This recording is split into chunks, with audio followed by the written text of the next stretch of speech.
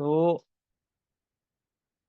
अपना जो main motto है वो VARC में मैक्सिमम स्कोर करने का है। ठीक है। तो उसके लिए स्ट्रेटजी जो अपन ने लास्ट क्लास में भी शेयर किया था कि अभी एग्जाम में 60 डेज, यानी कि मैक्सिमम 60 डेज बचे हुए हैं। ठीक है। और अपनी जो प्रैक्टिस है वो आप खुद जानते होंगे कि आप कैसी प्रैक्टिस कर रहे हैं। ठीक है। ओवरऑल कुछ लोगों ने 1 साल पहले, साल भर पहले स्टार्ट कर दिया होगा, किसी ने अभी एग्जाम कंप्लीट होने के बाद जून जुलाई में स्टार्ट किया होगा। ठीक है। लेकिन अभी अपने को अपनी प्रैक्टिस को और इम्प्रूव करना है, तो इसलिए at least 5 articles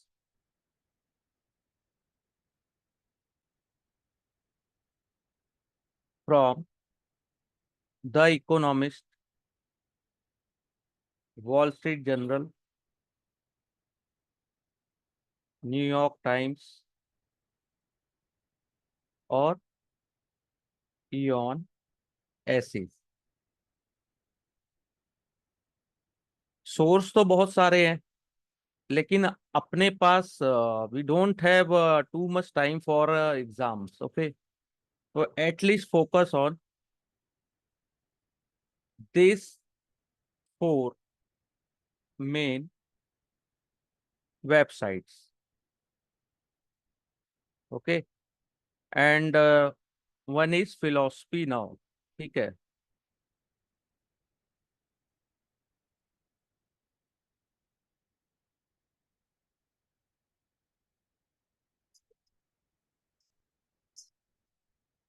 at least 5 articles daily. Okay.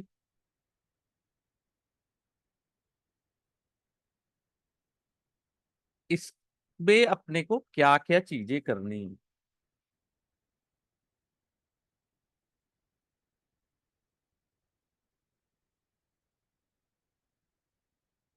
Social science, science, technology, okay, philosophy, arts, management. These five are most 6 are most important. Okay. Then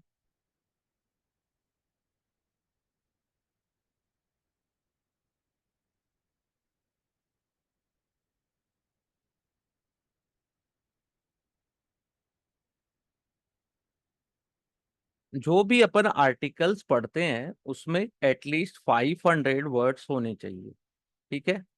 500 words का एक आर्टिकल या एक पैसेज होना चाहिए। ठीक है। एक आर्टिकल या पैसेज होना चाहिए, या पैसेज। ओके।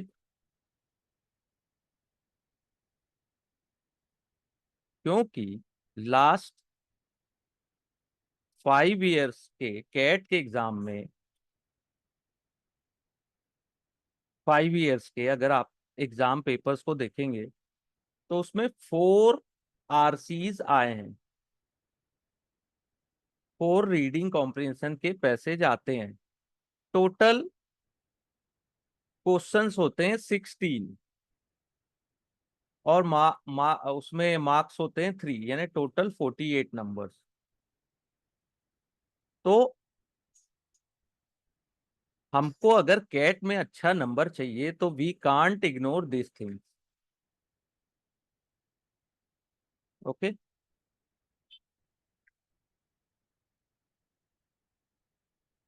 देन मान लीजिए उसमें 4 पैराग्राफ है, 4, 1, 2, 3, 4। सभी आरसीज आप देखते होंगे कि उसमें 4 पैराग्राफ्स होते हैं। तो इनिशियल स्टेज में अपने को ये करना है कि जित जो भी पैसेज हैं और उनके जो पैराग्राफ्स हैं, तो एवरी पैराग्राफ्स के we have to make a summary. Okay. Summary और आइडिया,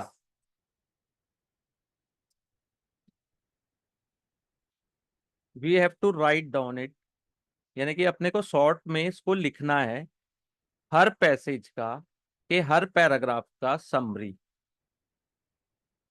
समरी या आइडिया, क्या कहना क्या चाहते हैं ये चारों पैराग्राफ में। ठीक है, इसे अपने वर्ड्स में ट्राई करना है, कोशिश करना है लिखने की। Okay,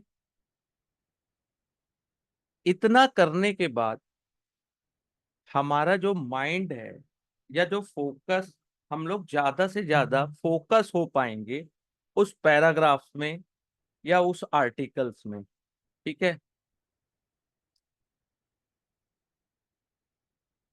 do do you think कि जो अपन रीड करेंगे क्या वो एग्जाम में आ सकता है? नो,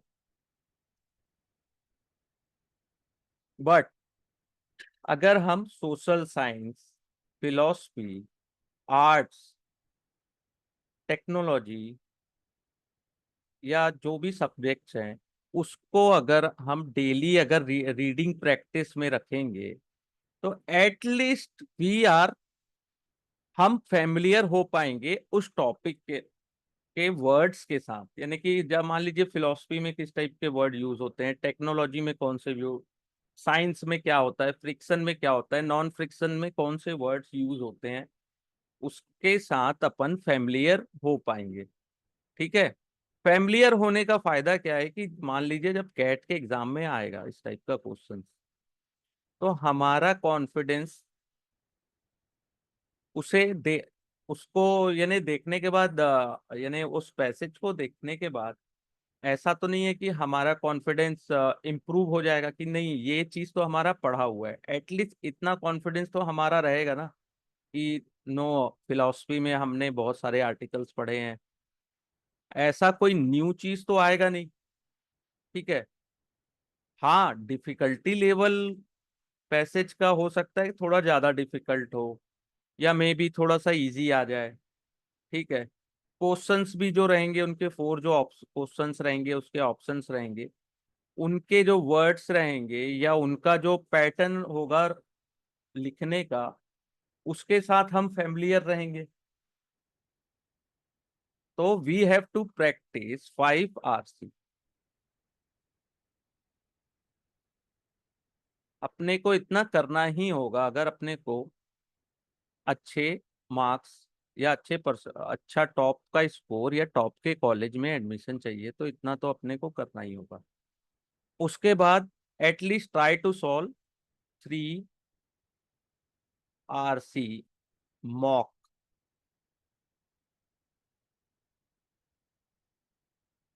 मॉक टेस्ट डिटेल में। अभी तो एग्जाम है नहीं, तो स्टार्टिंग में सुपर फास्ट स्पीड में जाने का कोई मतलब है नहीं। अगर हमको आता कुछ नहीं है या हम आरसी में उतना फेमिलियर नहीं है या उतना कंफर्ट नहीं है आरसी को सॉल्व करने में, तो एक एक आरसीज में हमें मैक्सिमम टाइम स्पेंड करना है कि जैसे मान लीजिए एक आरसी का मॉक अपन सॉल्व करते हैं। ओके, पहले रीड करिए, पूरा 4 पैराग्राफ्स होते हैं उसके, उसको कंप्लीट रीड करिए। उसके हर पैराग्राफ कंप्लीट होने के बाद उसकी समरी, नोट्स या आइडिया क्या क्या कहना चाह रहे हैं इसको नोट कर सकते हैं। ठीक है, ये बहुत हेल्प करेगा। चारों पैराग्राफ में सेम चीज करनी है। स्टार्टिंग में टाइम लगेगा, मान लीजिए एक आरसी में अपने को 12 मिनट्स लगे इतना सब करने के बाद। ठीक है, समरी, आइडिया, नोट्स और इसको रीड करने के बाद मान लीजिए नहीं भी समझ में आया था, दोबारा रीड किए। ठीक है, 12 मिनट्स लगे। उसके बाद हम अपन ने चारों क्वेश्चंस को देखा। क्वेश्चंस में जो क्वेश्चन सेटर है या ऑथर है, उसका टोन क्या है ये पता करने की कोशिश की। क्वेश्चंस किस टाइप के हैं, उसे जानने का कोशिश किया। उसको भी मैं अभी डिटेल में बताऊंगा। तो इसमें स्टार्टिंग में अपने को 12 to 14 मिनट्स लगेगा। ठीक है, लगने दीजिए। क्योंकि हमारा जो नॉलेज है अगर उतना लेवल का नहीं है, तो हम फुल स्पीड में जाने का मतलब नहीं है। अगर हमें ड्राइविंग नहीं आती है, four wheeler two wheeler drive करने नहीं आता है, और कोई कह रहा है कि आपको रेस में पार्टिसिपेट करना है और उस रेस को 10 मिनट्स में कंप्लीट करना है, तो पहले तो अपने को फर्स्ट गियर में गाड़ी चलाना सीखना पड़ेगा ना, फोर व्हीलर को। तो वो तो धीरे से होगा, धीरे धीरे प्रैक्टिस से। फर्स्ट फर्स्ट गियर में अपन गाड़ी चलाएंगे कुछ दिन, फर्स्ट गियर में रहेंगे, स्पीड हमारी 10-20 रहेगी मैक्सिमम।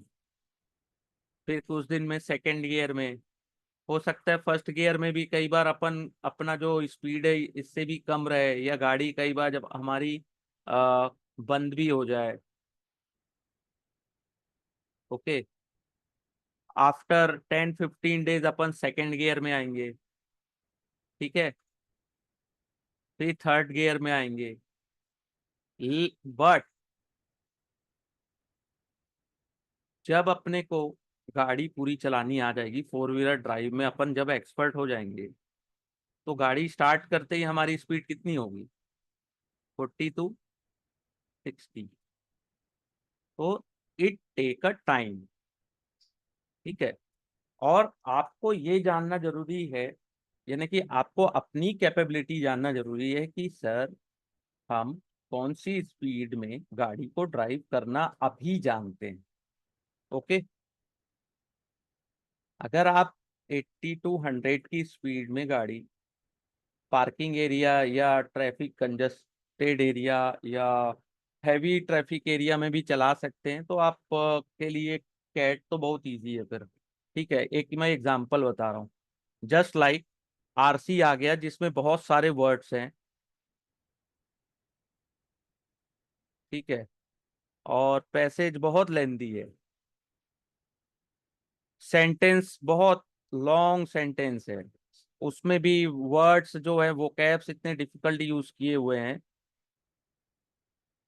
और उस टाइप के पैसेज को 7 to 10 मिनट्स में कंप्लीट करना जस्ट लाइक अ 80 to 100 की स्पीड में गाड़ी को हैवी ट्रैफिक एरिया में ड्राइव करने के बराबर है, कार को। ओके।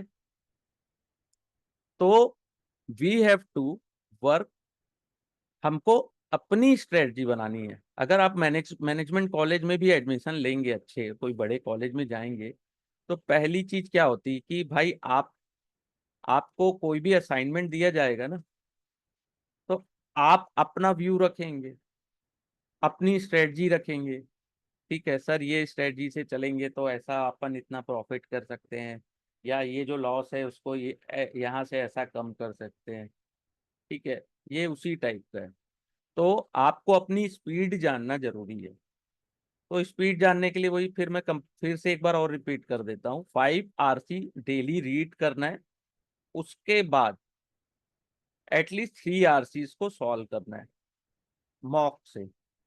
और ये आरसी कहाँ पे मिलेंगे वही मैं बता दिया आपको, साइट्स बता दिया हूँ ऑलरेडी। और 3 RC मॉक जो भी आपने कैट एग्जाम के लिए कोई भी इंस्टीट्यूट में सब्सक्राइब करके रखे हैं वहां से। ठीक है, स्टडी तो डिटेल में लगेगी, और प्लीज नो योर स्पीड, अपनी स्पीड को जानिए, वैसा वर्क करिए। अगर आप दूसरों से कंपटीशन करेंगे, नहीं वो भी 80 या 90 की स्पीड में चल रहे हैं, और हमें तो अभी गाड़ी सेकंड गियर से आगे बढ़ाने नहीं आ रही है, तो क्या होगा? चोट लग सकती है, आपको हर्ट हो सकते हो। तो हर्ट कौन करेगा? आपका कैट का रिजल्ट आपको हर्ट करेगा। आपने 24 क्वेश्चन जो VARC के हैं उसे दूसरों का, यानी कि दूसरे का 99 आ रहा है कि दूसरे का 80 आ रहा है कि 95 आ रहा है, उस चक्कर में आपने केवल इसमें स्पीड के चक्कर में पूरे 24 क्वेश्चंस गलत किए, या आपने उतना फोकस से नहीं किया। ठीक है, इस 24 क्वेश्चंस में ओनली अगर आप 12 राइट कर सकते हैं तो 36 मार्क होते हैं, जो आपको 90% तो आराम से दिला सकते हैं। तो जरूरी नहीं है कि 24 क्वेश्चंस में 24 को राइट करना। ठीक है, 100 में 100 करना इम्पोर्टेंट नहीं है। इम्पोर्टेंट ये है कि आप कितने फोकस हैं, और पर्टिकुलर जो टास्क है या पर्टिकुलर जो एक आरसी जिसमें 4 क्वेश्चंस है, उसे कितनी लगन या कितने फोकस के साथ आप करते हैं।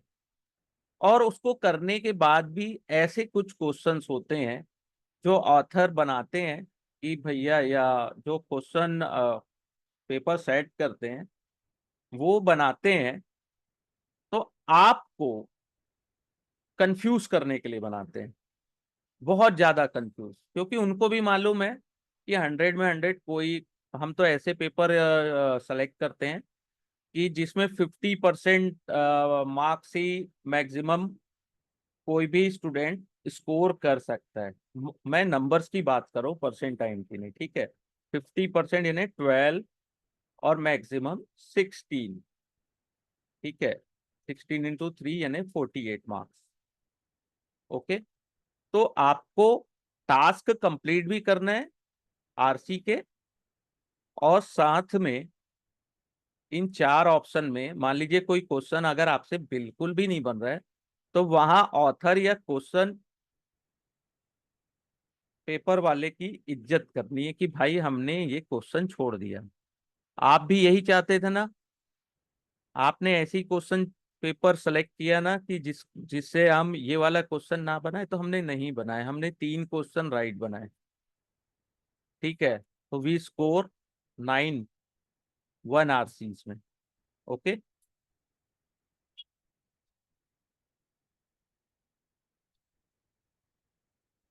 ठीक है। क्वेश्चन सेलेक्ट करना, क्वेश्चंस तो इजी रहता है ना, उसके आंसर डिफिकल्ट होते हैं। जैसे अभी मैं आगे आपको बता रहा हूँ कि how, which kind of question they ask. First first type जो क्वेश्चंस आता है, 4 ऑप्शन दिए हैं। विच सेंटेंस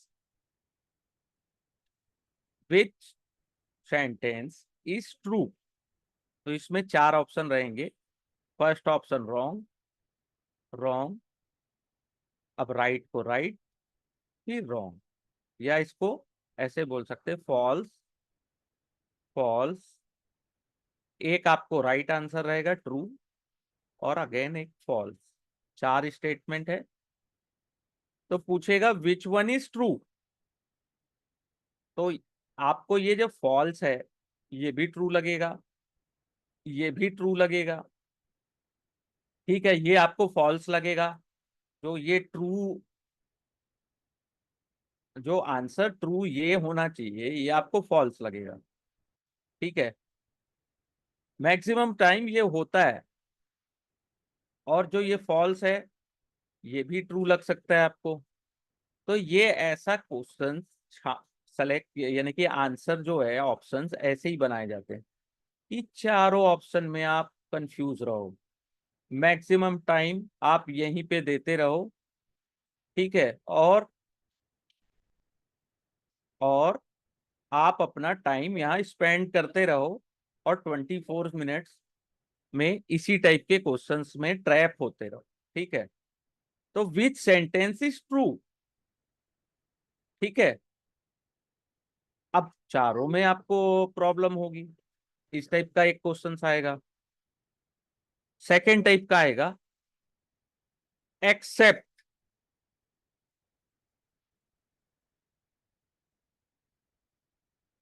अब इसमें क्या आएगा, 4 option, true, true, true, false.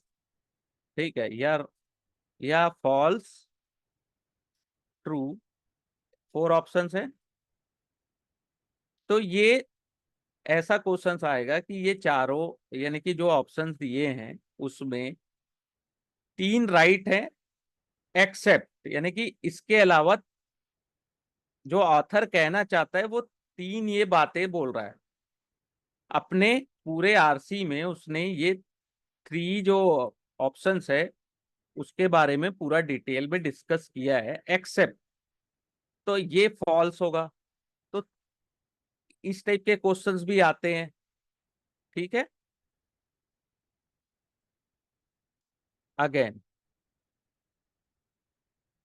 ये दो टाइप के क्वेश्चन देख लिए जिसमें ट्रैप होता है या कंफ्यूजन क्रिएट किया जाता है कि भाई चार ऑप्शन है, चार में से तीन बातें ऑथर ने कही हैं, डिस्कस किया है, एक्सेप्ट, या फिर ऑथर के अनुसार इन चार ऑप्शंस में कौन सा ऑप्शन सही है। ठीक है, तो ये कंफ्यूजिंग रहता है। तो ये सब चीजें कैसे आएगी? प्रैक्टिस, जितनी ज्यादा आप प्रैक्टिस किए रहोगे वहां से आएगी। ठीक है। और किस टाइप के क्वेश्चंस मेनली ऑथर या क्वेश्चन सेटर जो रहता है वो पूछता है? पहला रहता है, ठीक है, आर्ग्यूमेंट्स।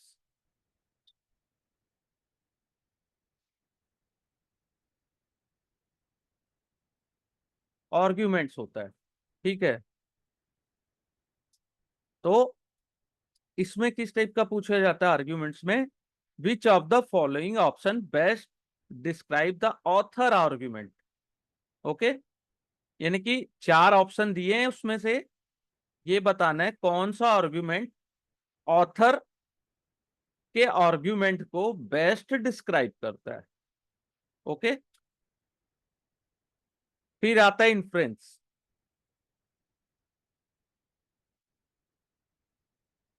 ठीक है।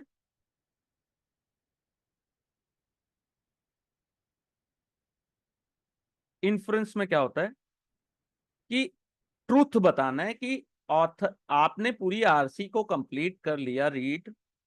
ठीक है। तो उसको रीड करने के बाद कौन सा, कौन सी ट्रूथ है या कौन सी बातें, कौन सी चीजें इन्फ्लुएंस हो रही है। ठीक है, ट्रूथ।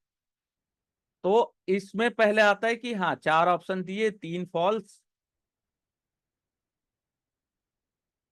एक ट्रू। और इसमें आता है कि all of the following can be inferred from the passage accept.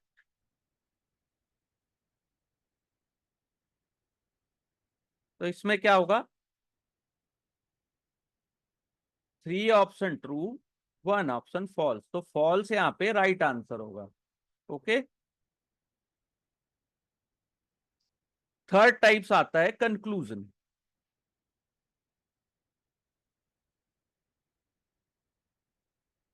या एजम्पशंस।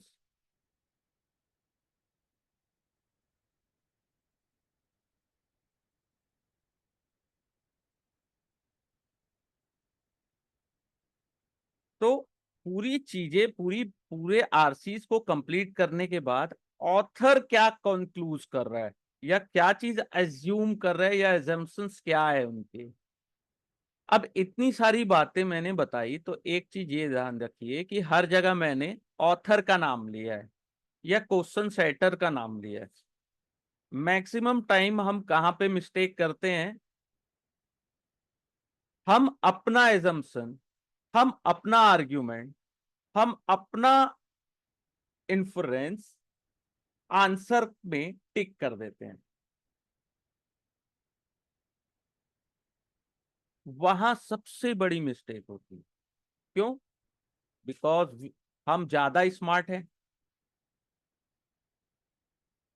हम, हमारे पास स्मार्ट क्यों है? क्योंकि हमारे पास सुपर पावर है। हम ज्यादा ईगो में रहते हैं। हम अपने आप को अदर से सुपीरियर समझते हैं। तो यहाँ ऑथर ये भी चेक करता है। ठीक है। इसलिए कभी भी आरसी पैसेज को जब भी प्रैक्टिस करें, प्लीज अपना ईगो और अपनी यानी कि ईगो और अपनी एटीट्यूड साइड में रखो। कभी भी डिसीजन लो, आरसीज में जब भी आंसर टिक करो तो अपनी ईगो और एटीट्यूड को थोड़ा साइड में रखना, क्योंकि मैक्सिमम टाइम ये होता है, मेरे साथ भी होता था कि मैं रीड किए क्या और आंसर दिए क्या, ये होता है। भैया रीडिंग जब अपन ने किया तो ऑथर का एजम्पशंस, ऑथर का आर्ग्यूमेंट्स, ऑथर का इन्फ्रेंस, ये अपने को आंसर में देखना है, ना कि व्हाट वी थिंक। और ईगो और एटीट्यूड के अलावा सो मेनी पीपल इमोशनल। जब आप किसी बड़े बिजनेस स्कूल में जाएंगे, वहां से किसी बड़ी कंपनी में सेलेक्ट होंगे, तो ये ईगो एटीट्यूड और इमोशंस ना वहां पे कोई काम नहीं आने वाला। ठीक है। आप बहुत जल्दी समझेंगे कि हमने अपने इमोशंस के कारण कुछ रॉन्ग डिसीजन लिए, जिसके कारण कंपनी ना हमको लेटर थमा देती है। तो ये सब चीजें है, कुछ चीजें ऐसी है कि कैट का पेपर, जो कैट का जो एग्जाम है, वो अपने को ये सब चीजें सिखाता है। अगर आप कैट में एक बार सेलेक्ट हो या ना हो, बड़े एमबीए कॉलेज मिले या ना मिले, लेकिन अगर कैट की तैयारी बहुत अच्छे से करोगे ना, तो आप इसके बाद किसी भी फील्ड में जाओ, वहां पे आप बेस्ट रहोगे। गुड नहीं, बेस्ट। लेकिन तैयारी कैट की, कैट के अकॉर्डिंग करो, 100% दो यहाँ पे। ठीक है। नहीं हो पाए सक्सेस, नहीं हो पाया हमसे, कोई बात नहीं। लेकिन उसके बाद भी बहुत सारी फील्ड्स ओपन है जहां पे हम बहुत अच्छा कर सकते हैं, वहां पे ये इसकी प्रिपरेशन हमेशा काम आएगी, देखिएगा। ठीक है। तो ऑलवेज हम हमें आर्ग्यूमेंट, इन्फ्रेंस, एजम्पशन, ठीक है, ये सब चीजें ऑथर क्या कहना चाहता है उसके अनुसार सोचना है, और जो पैसेज में दिया है उसमें अपनी थॉट प्रोसेस, अपना लॉजिक लगाना है। ओके।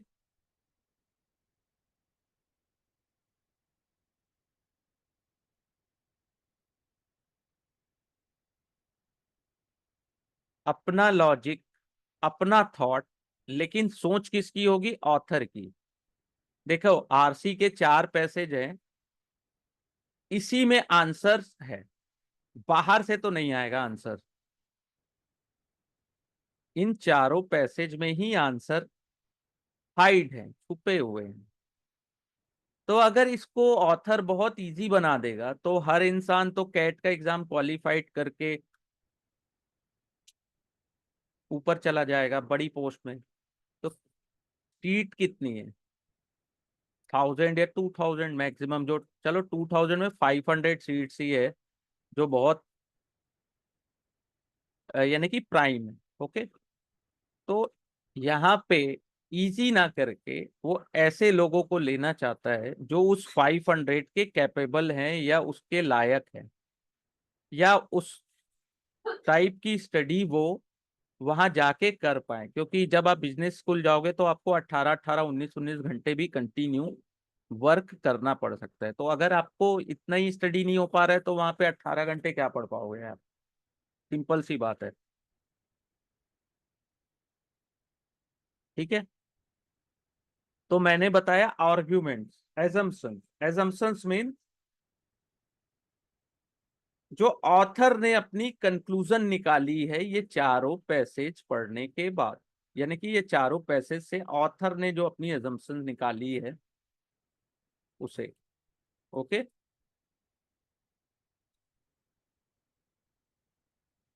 अब एक टाइप का और क्वेश्चन आता है इसमें।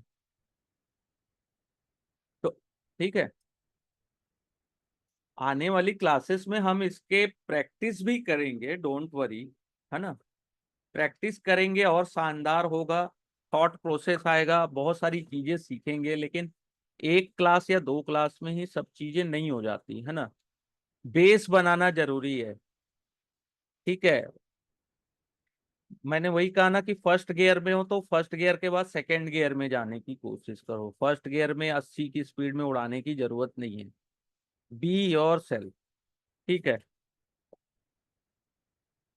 अब कुछ क्वेश्चन ऐसे आते हैं, which one of the following statement if true, which of the following sentence statements if true weaken the weak author claim। इस टाइप के भी क्वेश्चंस आते हैं।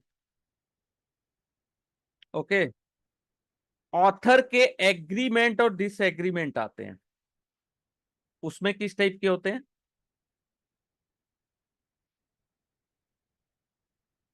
जैसे we can infer that the author would approve a more evolve. ठीक है। यानी कि ऐसी चीजें कि चार ऑप्शन आए तो ऑथर किससे एग्रीड है इन चार ऑप्शंस में, सबसे ज्यादा एग्रीड। तो ऑप्शन तो चारों ही कंफ्यूजिंग रहते हैं। ठीक है। तो सबसे ज्यादा ऑथर का एग्रीमेंट किस कौन से सेंटेंस के साथ है? ठीक है। या फिर वही चीज है, एक्सेप्ट। एक्सेप्ट में क्या आएगा? ये आंसर ना होके तीन true, one wrong, one false. या डिसएग्रीमेंट भी आएगा। एग्रीमेंट बताया, डिसएग्रीमेंट। डिसएग्रीमेंट किस टाइप का होगा? Same, three false, one true. या वन ट्रू, थ्री फॉल्स की इन में से सबसे ज्यादा ऑथर किस चीज में डिसएग्री है या एग्री है। ओके।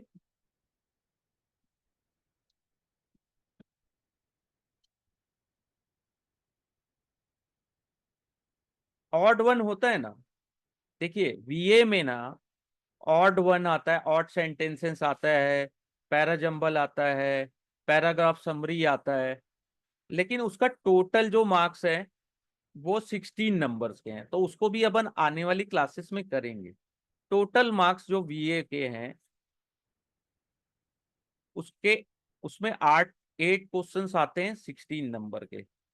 और आरसी जो है ना वो 16 क्वेश्चंस आते हैं। ठीक है। 48 नंबर्स के। ठीक है। और ऐसा नहीं है कि ये जो आ रहा है ये इजी है। 16 जो क्वेश्चंस है, पैराजंबल, ऑड सेंटेंसेस, ठीक है, और पैराग्राफ समरी, ऑड सेंटेंसेस, और पैराग्राफ पीजे, ये क्या इजी आता है क्या? नो, ये भी डिफिकल्ट होता है।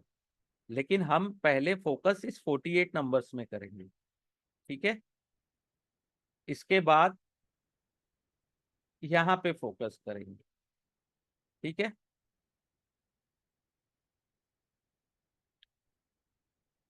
और एक चीज आती है इंटरप्रिटेशन, आरसीज में।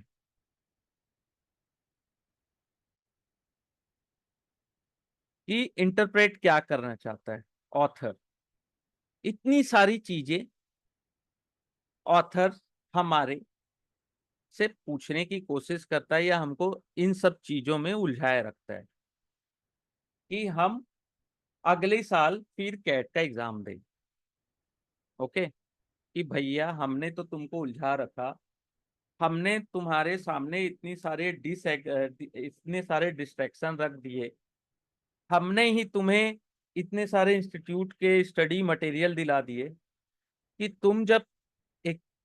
तुम जब स्टडी करने बैठो या आप जब स्टडी करो तो इतने मटेरियल्स हैं कि भाई इसको पढ़ूं कि उसको पढ़ूं कि इधर देखूं कि उधर देखूं, और ये इंस्टीट्यूट के मटेरियल ज्यादा अच्छे हैं कि उस इंस्टीट्यूट के मटेरियल ज्यादा अच्छे हैं, ये टेलीग्राम अच्छा है कि वो टेलीग्राम अच्छा है, ये वीडियो सोशल मीडिया में यूट्यूब में देख लूं।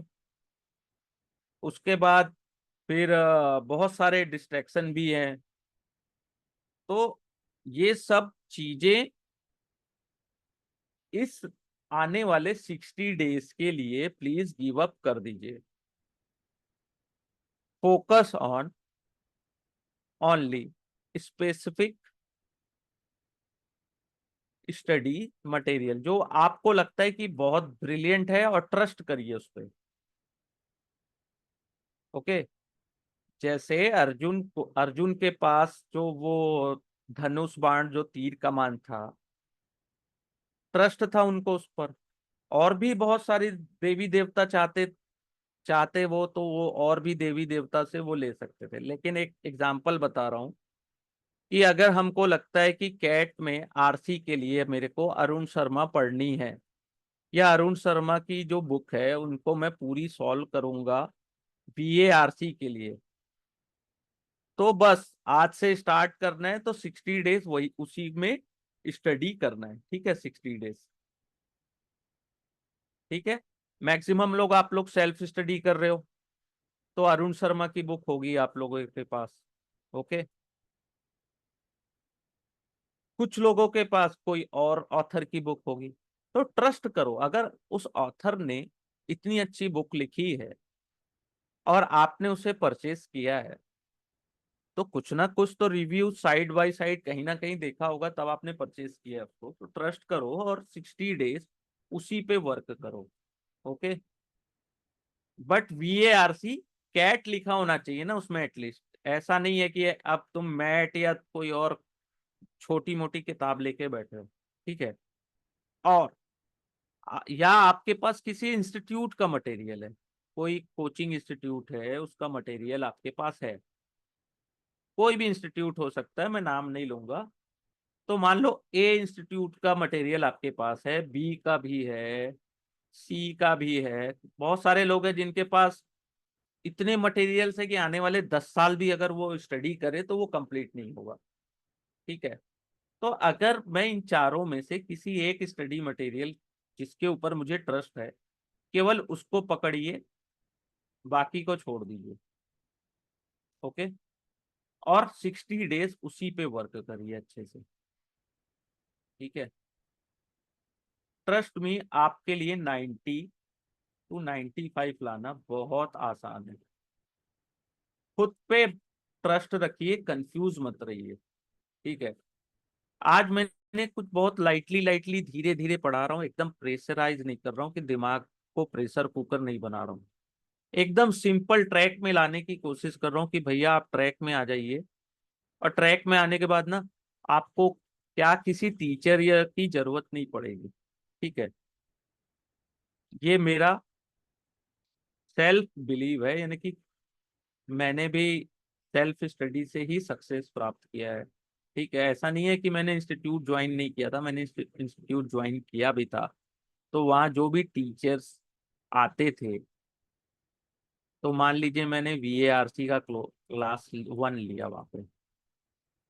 अब मान लीजिए वही क्लास में दोबारा लिया, सेम टीचर से, सेम क्लास, अलग टाइम में। एक बार मान लीजिए मॉर्निंग में लिया, और वही क्लास में 10-10 डेज बाद इवनिंग बैच में लिया। ये टीचर्स को इंस्टीट्यूट स्क्रिप्टेड, जैसे फिल्मों में एक्टर्स को दिए जाते हैं ना डायलॉग, कि भैया आपको यही चीज बोलना है, यही स्टूडेंट को सिखाना है, वो उतना ही करते हैं। मैंने नोटिस किया कि जो टीचर, मैं किसी की बुराई नहीं कर रहा हूं लेकिन ये बता रहा हूँ, ये फैक्ट है, जो टीचर फर्स्ट लेक्चर में आफ्टर 30 मिनट जो स्क्रिप्ट उनको बोली गई, सेम स्क्रिप्ट वो आफ्टर 30 मिनट यहाँ भी बोल रहे हैं। पूरी की पूरी सेम कहानी, सेम वर्ड, सेम चीजें, same dialogue, same smile, same चीज।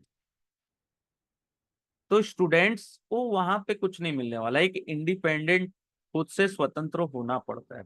ये लोग यहाँ पे टीचर्स को सैलरी मिलती है, वो अपने अपने लेवल की सिखाते हैं, उनके ऊपर भी प्रेशर रहता है कि हम जो हमारा इंस्टीट्यूट जो आपको बोल रहा है वही चीज आप पढ़ाएंगे, इसके अलावा और कुछ नहीं पढ़ाएंगे आप। जैसा हम स्क्रिप्ट दे रहे हैं उसको आप पढ़ाओ वहां पे जाके। क्योंकि उनको भी, इंस्टीट्यूट को भी पता है कि जो स्टूडेंट में कैपेबिलिटी है या उसकी कैपेसिटी अगर कैट निकालने की है, तो ये टीचर्स की जरूरत नहीं है उनको, उनको केवल गाइडलाइन की जरूरत है या ट्रैक की जरूरत है। ये ट्रैक जो है, तो वो ट्रैक कैसे देते हैं? मॉक टेस्ट, प्रैक्टिस टेस्ट, ये टेस्ट। तो वो सब चीजें ज्यादा इंपॉर्टेंट है, उसे सॉल्व करिए, बहुत ज्यादा हेल्प मिलेगी। ठीक है, अपना लॉजिक लगाइए, अपना माइंड सेट करिए, ऑथर क्या बोलना चाहता है।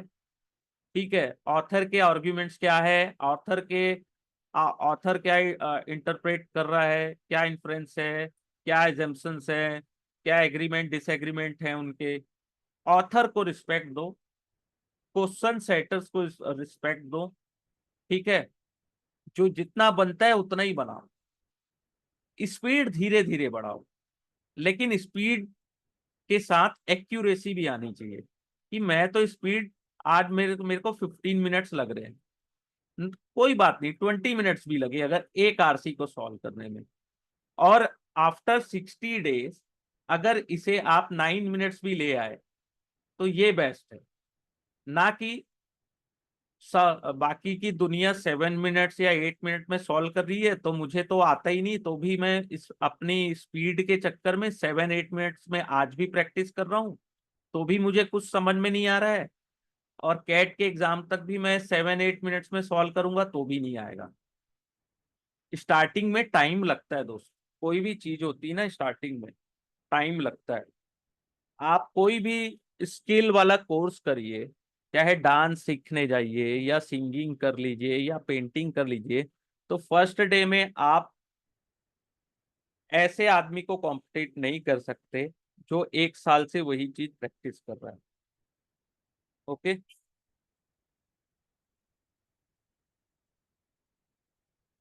तो मैं ये मानता हूं कि मैंने कुछ तो गाइडलाइन आप लोग को दिया।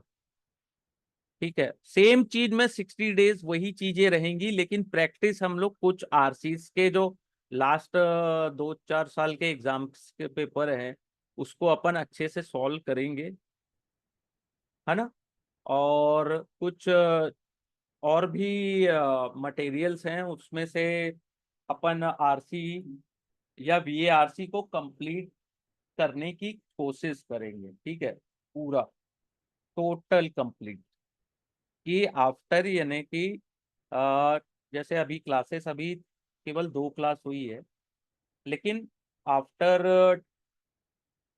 10 क्लास यानी कि जब 10 क्लास कंप्लीट हो जाए उसके बाद एटलीस्ट आप लोगों को आज जो फील कर रहे हो या आज जो कॉन्फिडेंस लेवल है वीएआरसी का, यहाँ से 50% कॉन्फिडेंस आपका इम्प्रूव हो जाना चाहिए आफ्टर 10 क्लासेस। अगर वो नहीं हो रहा है, या तो फिर मैं अच्छे से नहीं करा पा रहा हूँ या तो आप मेहनत नहीं कर रहे हैं, दो में से एक ही चीज होगा। ठीक है, तो मैं हमेशा वही बोलता हूँ, practice, practice, practice with accuracy. ठीक है, एक्यूरेसी विथ कॉन्फिडेंस। ओके। फिर मैं वही चीज एक बार और रिपीट कर देता हूँ कि हम जो आरसी किसी भी वेबसाइट जैसे Aeons, the Economist, Wall Street Journal, यहाँ से जो भी अपन स्टडी कर रहे हैं, ठीक है, वो हम फेमिलियर होने की कोशिश कर रहे हैं वर्ड्स के साथ, उस टॉपिक के साथ, just like social science, arts, philosophy, technology और ईटीसी जो भी है। और ये जो जब हम पैसेज पढ़ें, be honest with your self, आपको पैसेज पूरे समझ में आने चाहिए। रीड करके कंप्लीट कर लिए, एक बार रीड हो गया तो रीड तो कोई भी कर लेता है, रीड होने के बाद अंडरस्टैंडिंग ऑफ पैसे जहाँ होनी चाहिए कि हमने कितना कुछ सीखा। तो उसके भी मैंने आपको तरीके बता दिए हैं, उसे इम्प्लीमेंट करिए, बहुत ज्यादा हेल्प मिलेगी। ओके।